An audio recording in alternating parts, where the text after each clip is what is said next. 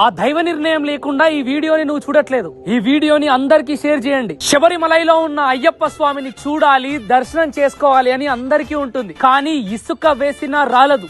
రోజు రోజుకి లక్షల మంది భక్తులు పెరుగుతున్నారు. ఎలాగైతే శబరిలో అయ్యప్ప స్వామికి భక్తి శ్రద్ధలతో పూజలు, ఆభరణ అలంకరణ జరుగుతాయో అదే విధంగా సదాశివపేటలో ఈ జనవరి 14 తారీఖు నాడు 10 గంటలకు స్వామివారి విగ్రహాన్ని పల్లకిలో ఉంచి సంగమేశ్వర మందిరం నుండి మహిమగల అయ్యప్ప స్వామి ఆభరణాలను తలపై పెట్టుకొని పేట తుల్లి ఆట పాటలతో ఊరేగింపు చేస్తూ సాయంత్రం 4 గంటలకు సదాశివపేట్ అయ్యప్ప స్వామి మందిరంకి చేరుకుంటుంది. ఎలా అయితే శబరిమలలో ఈ ఉత్సవానికి శ్రీ మహావిష్ణు యొక్క వాహనమైన గరుడ పక్షులు ప్రత్యక్షమవుతాయో అదే విధంగా సదాశివపేటలో ఆభరణ ఊరేగింపులో గరుడ పక్షులు ప్రత్యక్షమవుతాయి. మీరందరూ కూడా రావాలి. ముఖ్యంగా సంతానం కలగని వారు సదాశివపేటలో అయ్యప్ప స్వామిని సంతాన ప్రియుడిలా భావిస్తారు. ఆ అయ్యప్ప స్వామి దీవెనలు మీపై ఉండాలి.